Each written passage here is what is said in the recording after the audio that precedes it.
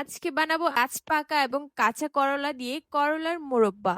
এই মোরব্বাটা আমি তাদের জন্য বানাচ্ছি যারা নিজেকে স্পষ্টভাষী বলে অন্যকে অপমান করে, কথার আঘাতে কষ্ট দেয়।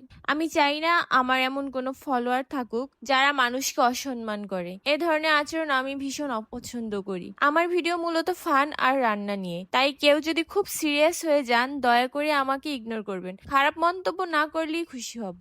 আর এই করলার মোরব্বা বানানোর পেছনে আরো একটা ছোট্ট কারণ আছে। বলেন তো কি? আপনাদের বেস্ট ফ্রেন্ডদের জন্য, যারা আপনার কাছে নিজেকে বেস্ট ফ্রেন্ড হিসেবে পরিচয় দেয়, কিন্তু সেই বেস্ট ফ্রেন্ডের আবার অসংখ্য বেস্ট ফ্রেন্ড থাকে আপনি ছাড়া।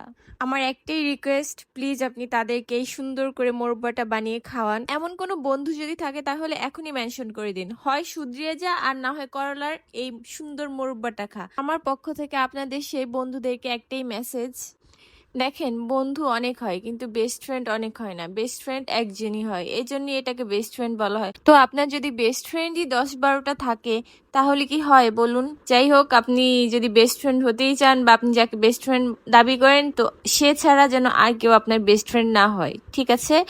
আর হ্যাঁ, শুধরিয়ে যান। যদি না শুধরিয়ে যান তাহলে আপনার ওই যাকে বেস্ট ফ্রেন্ড হিসেবে পরিচয় দেবেন সেই আপনাকে করলার এই রেসিপিটা বানিয়ে খাওয়াবে আশা করছি। আমার কাছে মনে হয় আমার বেস্ট ফ্রেন্ড যদি আমারই না হয় তাহলে আমার তাকে দরকার নেই। আমার বেস্ট ফ্রেন্ড থাকবে একজন, ওই একজনই আমার বেস্ট ফ্রেন্ড। তো মেনশন করে দিন।